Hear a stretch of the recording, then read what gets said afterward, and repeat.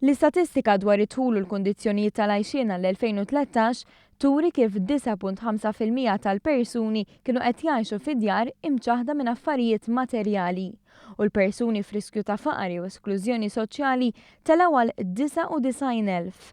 Aktar minn hekk jirriżulta li 24% tat-tfal taħt 18-il sena jinsabu f'riskju ta' faqar. Ammont kbir minn dawn ġejjin minn djar b'ġenitur wieħed. Fost l-anzjani ta' aktar minn 65 sena huma ftit inqas minn 15% dawk li qegħdin f'riskju ta' faqar. Jirriżulta li 16.7% ta' tfal qed jgħixu fid-djar fejn ma jistgħux jieklu l-laħam, tiġiet jew ħut darba iva u darba le. Fost l-anzjani huma 10.7% li qegħdin fl-istess sitwazzjoni. 26.4% ta' tfal jgħixu f'familji li ma jifilħux għal spiża li ma tkunx pjanata jew mistennija.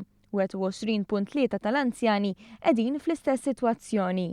Kif indikat fil-metodoloġija pubblikata mal-istatistika, dan ir-riżultat huwa maħdum fuq it-tħul tal-familji għas-sena 2012.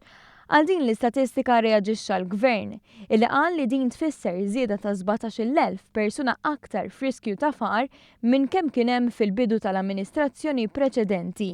Intqal ukoll li din iż-żieda qawwija hija l-oppost ta' tnaqqis ta' 6,005 persuna li l-amministrazzjoni preċedenti kienet wedet lill-Unjoni Ewropea bħala kontribut ta' pajjiżna l-Istrateġija Ewropea kontra l-faqar u l-esklużjoni soċjali. Intqal ukoll li l-amministrazzjoni preżenti m'għamlitx bħall-amministrazzjoni ta' qabel li kienet issostni li l-qatt fost iż-żgħażagħ ma jeżistix u li l-faqar huwa perċezzjoni. Filwaqt li l-istatistika riskju tal-faqar għadha mhix aġġornata bid-dħul tal-familji wara l-2013, l-istatistika tal-qatt hija aġġornata u jirriżulta li l-qatt issa naqas għall-inqas livell minn bdiet tinġabar l-istatistika. Intqal ukoll li gvern ġdid qiegħed jattakka l-problema ta' dħul baxx billi jiġġieled il-prekarjat.